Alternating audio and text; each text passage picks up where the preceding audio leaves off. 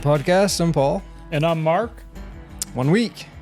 Yeah, 1 week. 1 week. Yeah, before the our moose hunt, Paul. We were just talking about all the stuff we have to do. Yeah, I'm trying to tie up everything here in the last week. I got to go to. I was telling you, your cousin's house there. I got to pick up some rope from Jody. He's got a spool of rope and a few other. Most of the stuff I consider myself pretty well ready, Paul. But there's a few small odds and ends I got to tie down. So all right. So for those who aren't aware, we've got a moose hunt coming up next week. Yes. Yeah. Zone 3. Well, I guess this is a new week. It's Sunday. Yeah. Zone 3 bull permit. Yep. And the weather, one of the concerns, Paul, the weather is looking, it's been warm. Warm up here. It's been in the 80s. It's going to be in the 80s the next few days. It is. And it is going to cool off a little according to the long-range weather forecast. It is going to cool off down into maybe the upper 60s next week and stuff. And that'll at least help. And 40s at night. 40s that'll at help. night. Even I saw that Monday where they're calling for like 70 degrees as the high. Yeah. It's going to be like 46 at night. Yeah. Yeah. So that should help. Yeah. It'll be a deal, Paul, where probably your best chances are real early in the morning. Early in the morning and late in the evening.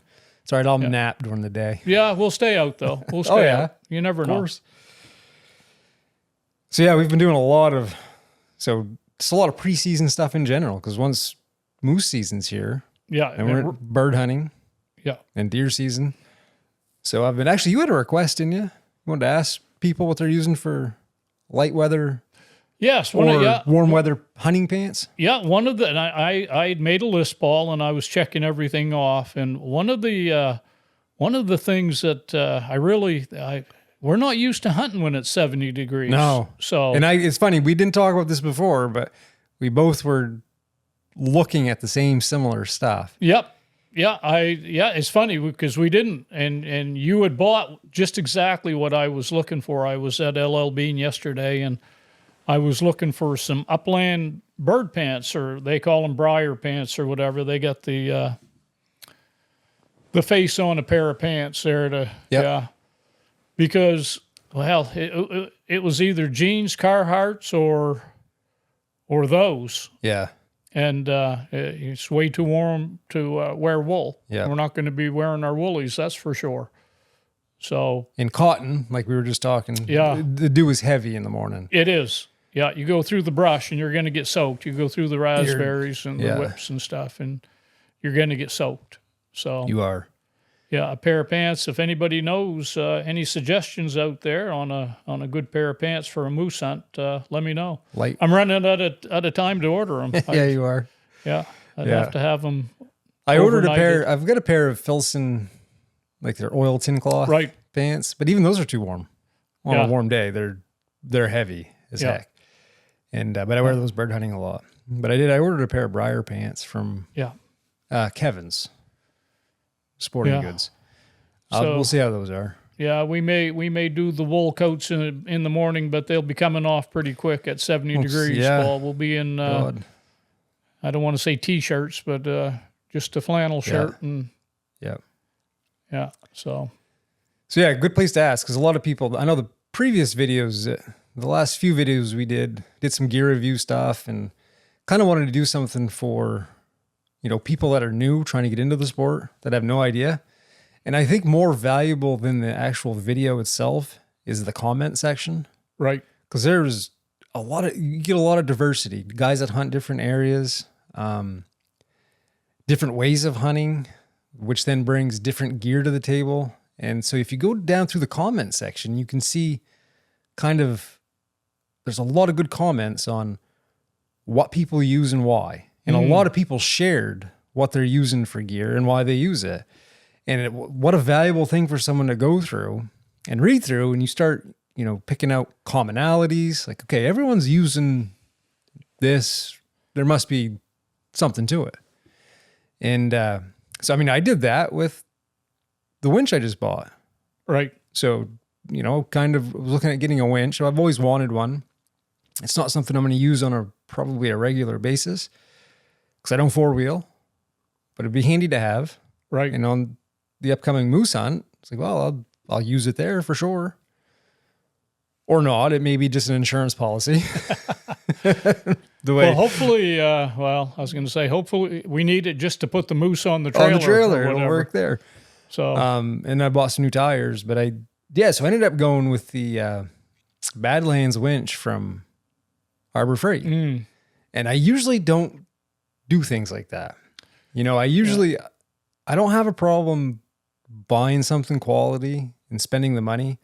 Because like someone had said on here before, cry once. Right. Because, right. man, and that's a good policy most of the time. It is, but I was struggling, and I mentioned this last time, I was struggling with the fact of like, say like a Warren winch, which people rave about those as being like superior quality. Right. I just was struggling with the price tag of it. And I probably may never really use the thing. Right. Right. I'm not in it. So it's not going to be stored out in the weather. It's not going to be left on my truck. So do I really need to, go all out? Can you justify spending that extra money for? Yeah. Yeah. So a lot of people had left comments that said, maybe they had a Warren, or they're like, yeah, Warren winches are really good. But a lot of them had spoke highly of those Badland winches. And it was funny too, Paul, because when you mentioned that was that, and I didn't read the comments or anything. That was one of the ones I first mentioned. I was just into Harbor Freight, and I kind of tossed a glance at them. So I wasn't thinking about buying one, but I kind of thought of you. You had mentioned, and I. Yeah. So I kind of shy away from Harbor Freight stuff, and for a lot of things, maybe not some of their just metal tools and whatnot, right? Especially electronics and right. But yeah, a lot of people that use them regularly spoke highly of them. So I went with a 12,000 pound Badlands winch, and then they had the winch holder there for the receiver hitch. So I could get everything right there. Didn't have to order it, swing in, get it, throw it in my truck, and got it all set to go.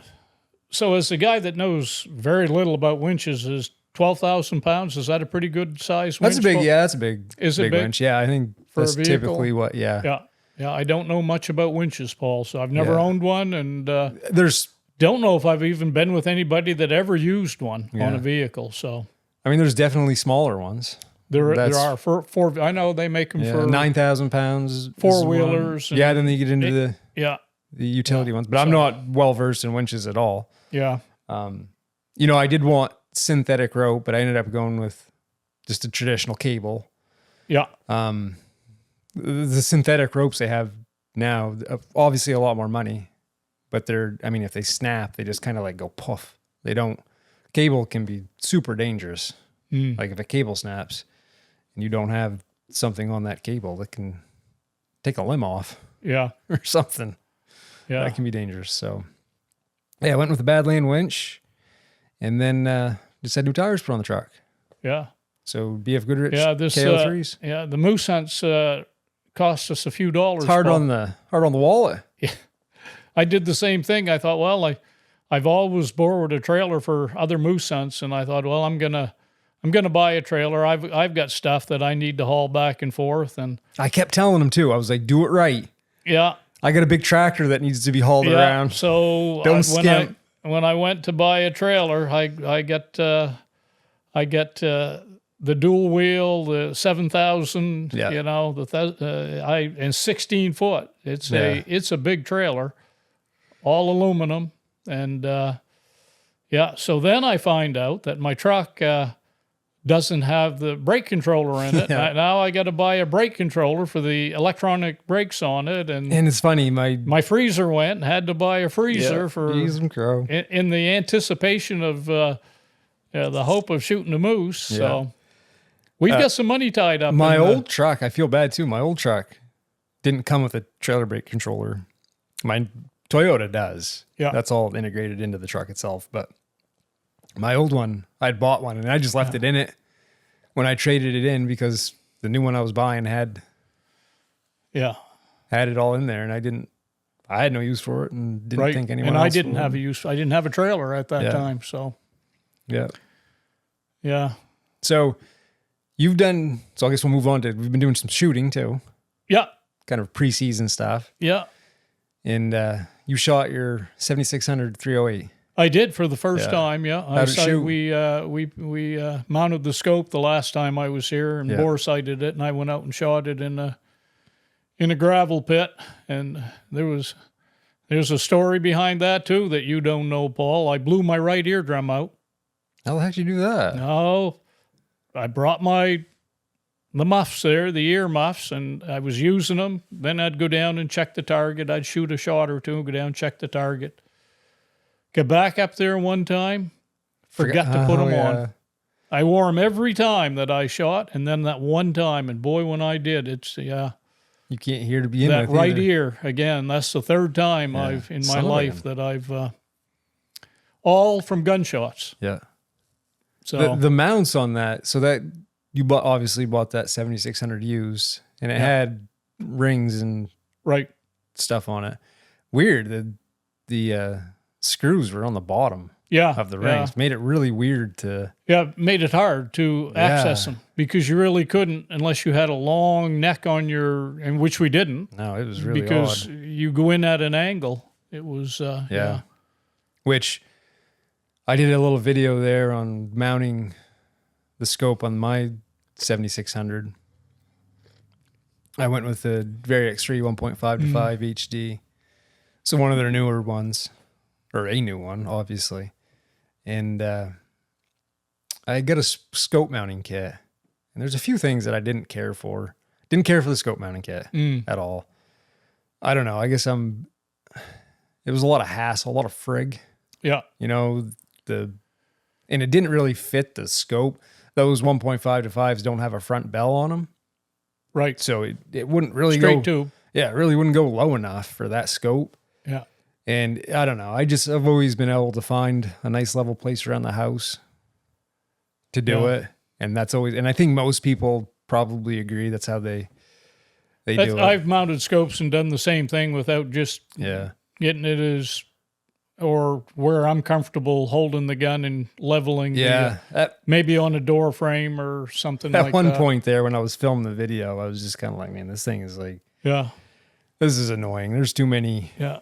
But I just want to mount the scope and get on with it. But the scope mount worked out good. It held at 0 there. Harold Torrey. Yeah, so I put a put a whitetail mount on it.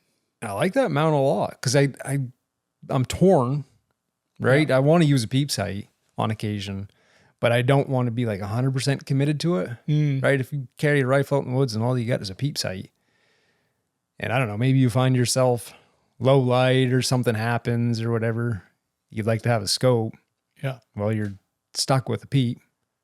Yeah. But this has a peep sight integrated into the mounts. So you can pop that scope off and use a peep sight if you want. But my concern with that has always been, man, when you start adding moving parts to something like a scope. Right. There's a reason most of them are locked on there permanently. Yeah, and it may be just my own, like... No, I think, the general anxiety consensus about is that's probably the very best way to do it is. But I'm like, do I really want something that I can move? But I was impressed. Like I shot it, popped it off, got the peep sight relatively on target.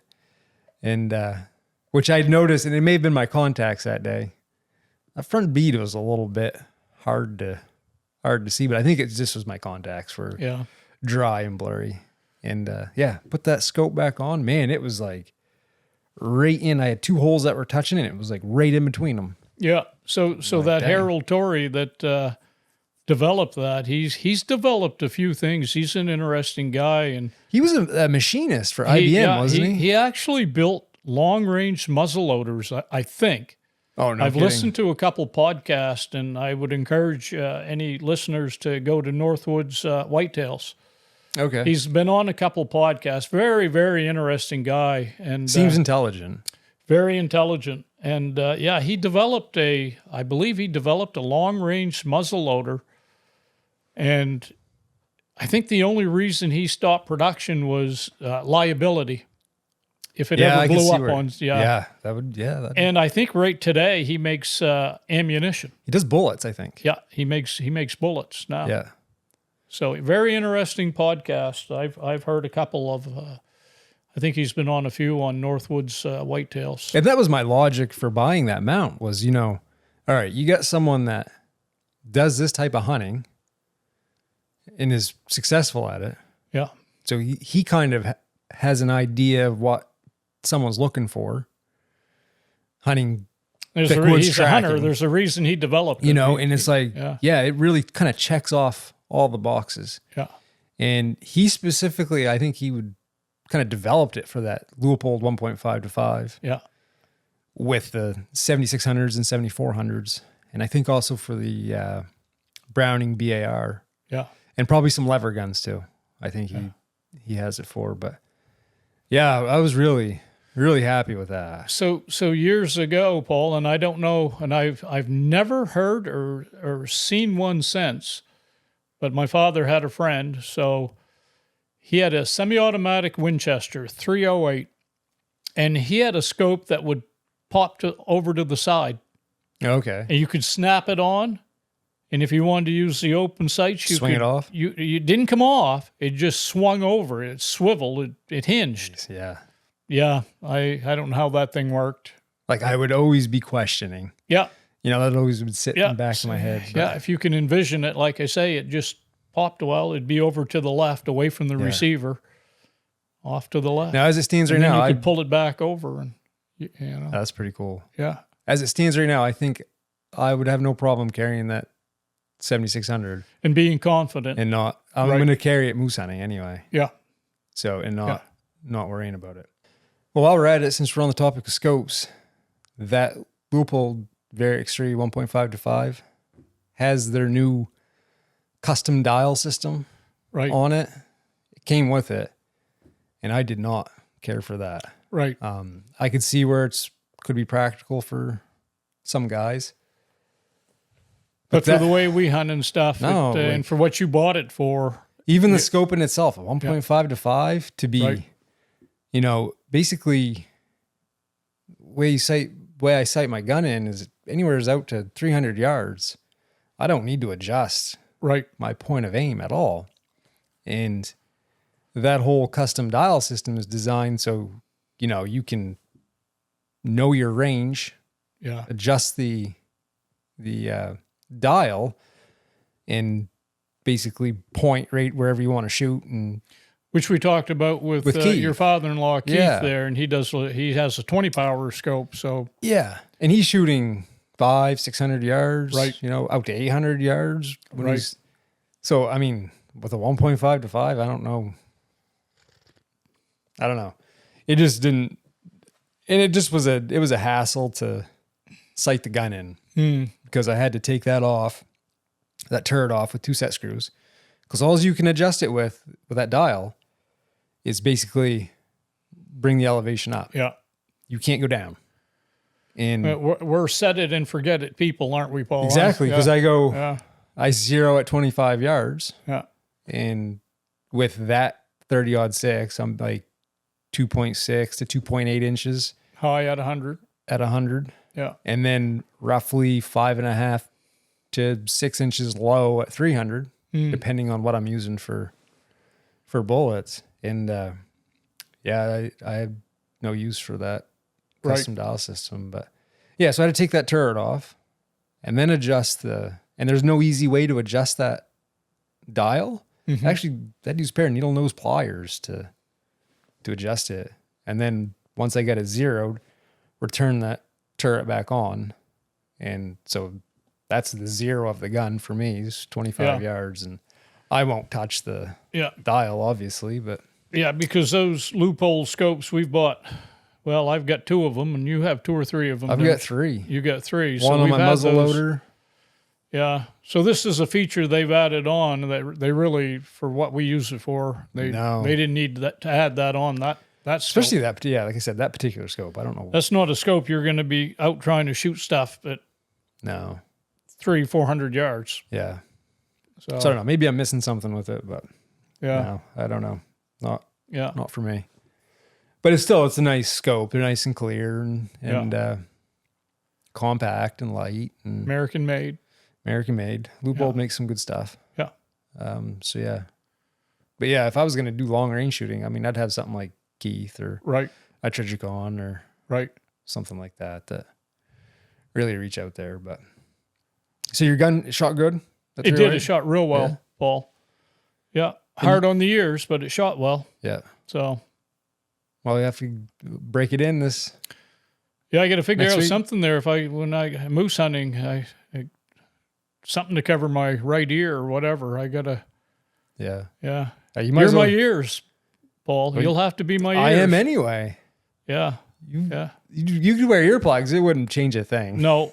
In that right ear, I gotta do something with that. I can't. It's I can't- hilarious. It's hilarious. Sometimes if we're tracking together, I'll be behind Dad, and all of a sudden he'll snap around and look at me.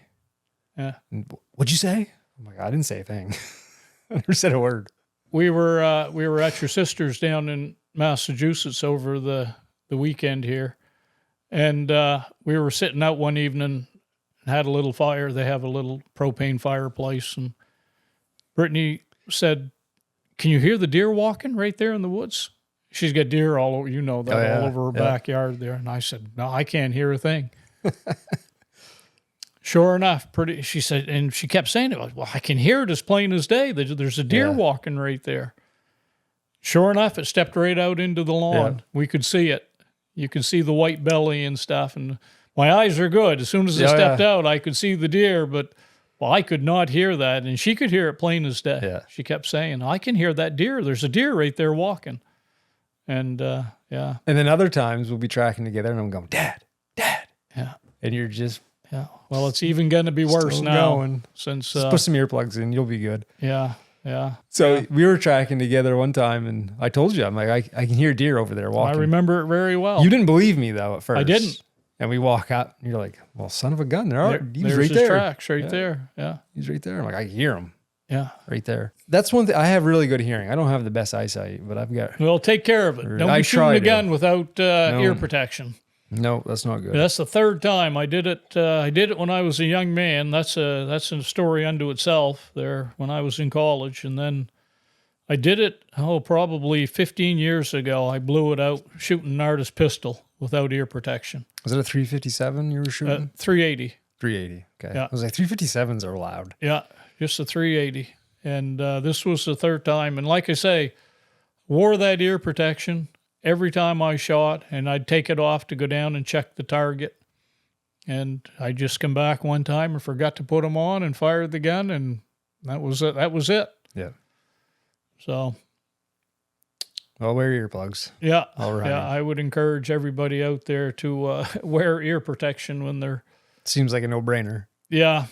So I had someone ask what you're carrying in your belt pack these days. What I carry in my belt pack? Well, so what's in your? Do you have that off the top of your head? Yeah, I do. I didn't Paul. give them a heads up. I on do. What we were talking And about. I don't carry. We talked about that. I stopped. A lot of the survival stuff, Paul. Where we hunt. I'm not worried about spending a night in the woods anymore. I don't know. Those blocks of woods we hunt. Yeah, you walk in a straight line, you'll hit a road. Yeah. I carry a headlamp. I carry some matches, a couple different forms of lighting, a couple different ways to light a fire. I actually carry a rattle bag that I made. It's in a sock. It's a bunch of hardwood dowels. All right. I carry that, and I put a GPS in it. And a lot of people don't use GPSs anymore, but I don't have Onyx, so I do a GPS. And my GPS is in my. So I've got two big Woods Bucks belt packs. I've got the big one and the small one, and I carry 99% of the time the small one. I do keep my GPS in the big one. Yeah. A lot of times I'll put either an extra pair of socks and or gloves in a plastic bag, in a baggie. And the main thing, my lunch, a sandwich and a power bar. So you wear your grunt call. I wear my grunt call. I do stuff it in there when I'm not wearing it. I'll stuff it in there. And but Any ammo? I generally put it on a lanyard around my neck. No, that's right. You carry a wallet for your ammo. Yeah, on my belt. Drag rope? Yep, there's a drag rope in there. You're correct. Compass? Yeah, I do have an extra compass in there. Do you have one on your? You have one on your? I have one on my vest. Chest. The little round pin on. I have on my vest. And but there again, there are even times, Paul, if it's, if I jump out on a track, maybe after lunch, I won't even bring my belt back. Throw a few things in your pockets. Yep. Yeah, maybe put a sandwich or whatever in my pocket, and I won't even. Yeah. I don't want to sound like you can't get lost, but where we hunt, it would be very difficult to get lost. I think most people that get lost oftentimes results in from obviously panic. Yeah. You mentally get into a place where you're not making sound decisions. Well, if you go back, Paul, it would be easy up in the big woods 40 or 50 years ago. But even there's so many roads now. There are so many roads even up there that yeah. And the main thing is I don't worry about it. I don't even think of, I'm not going to lie. As long as I wasn't wet, if I had to spend a night in the woods, I'd probably kind of enjoy it. Yeah, well, I don't know if I don't want to spend that, but I don't think it'd be a good adventure.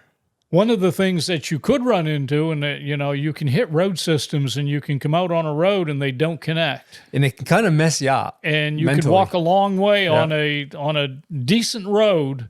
You could walk a long way on a road.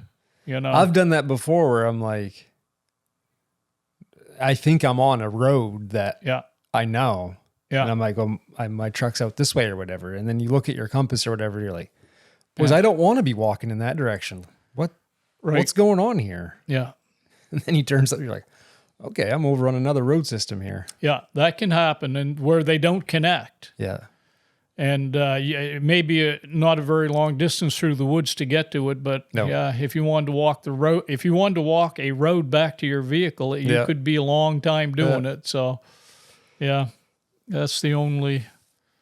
But I don't. Go pretty light. Yeah, I used to carry a plastic bag for the liver, but I haven't brought the liver out in quite a few years. I used to put a plastic bag in there just to throw. I'd bring that out before I went back. I'd bring my gun and the liver back out to the vehicle and drop them off, then go back in and get the deer or whatever. So liver's awful good for you, though. It is. Some people can't. I'll buy some every now and then. Like you can get say if anyone's familiar with good beef, like Wagyu beef, you can get Wagyu liver pretty cheap. Every now and then I'll order some. Lacey's like, that stuff smells putrid. Yeah. And she won't touch it. My dad loved it. I don't know if it's an old timer thing. A lot of the old timers, that's what they did. They kept the liver. I don't know anybody. Well, I guess you eat liver.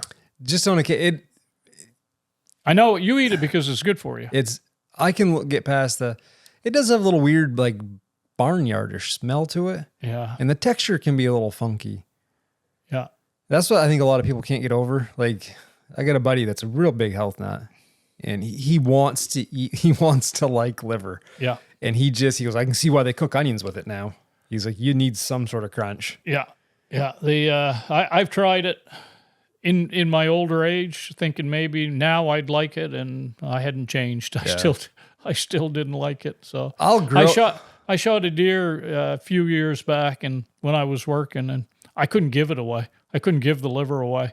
You had one guy say, well, I guess if you're going to throw it out. If you're going to throw it out, I'll take it, he said. So, jeez, I hate to. But I felt like I was twisting his arm to take it. So, I've come to my favorite way to cook it is grill it, because it gives it just enough little crust on the outside to burn it up like a piece of leather, and overcome that. Then you can eat it. Overcome that soft texture, but it's incredibly good for you.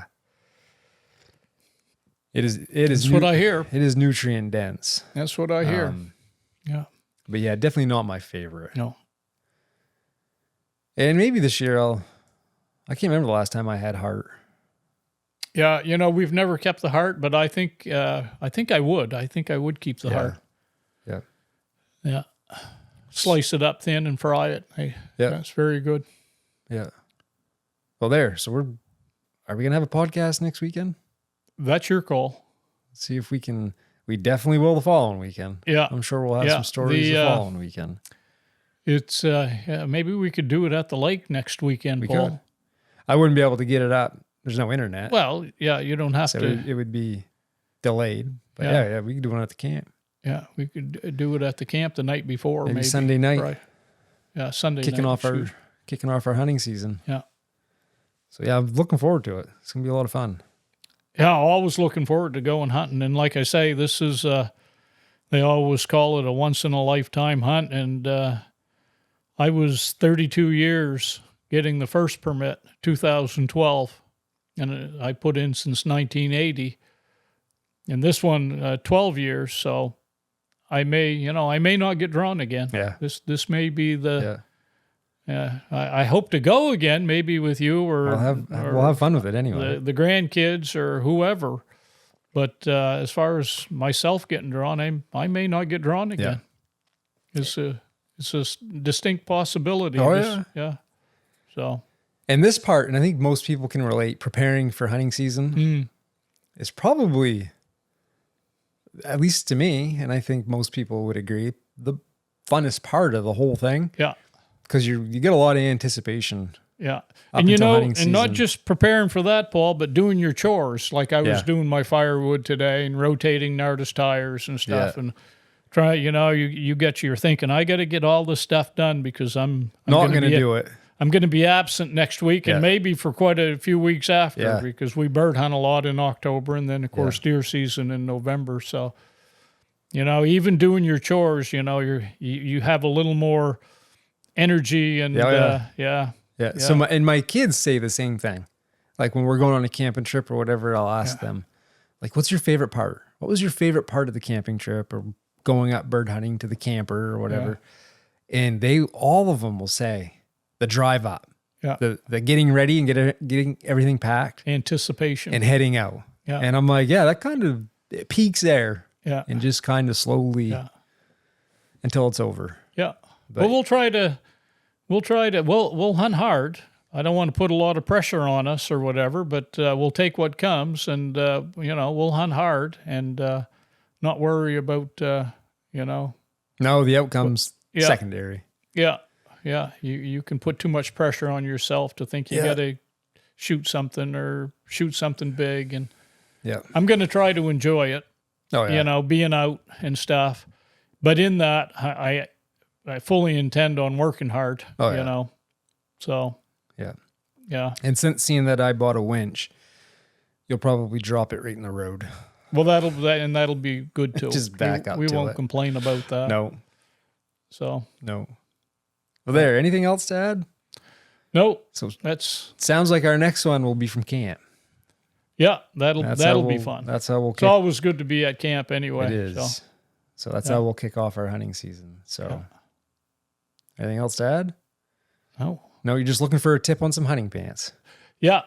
If anybody, lightweight hunting pants. What they wear out there, you know, for early season, warm weather hunting. Because like you said, we don't do a lot of warm weather hunting. No, it's usually pretty cold. Yeah, wool pants is what we always wore. It's a go-to. So yeah. Alrighty then. Well, I guess it'll be at Moose Camp pretty soon. 1 week from today. 1 week from today. Yeah. So I guess that wraps it up. So until next time, get outside. It's good for the soul. See ya.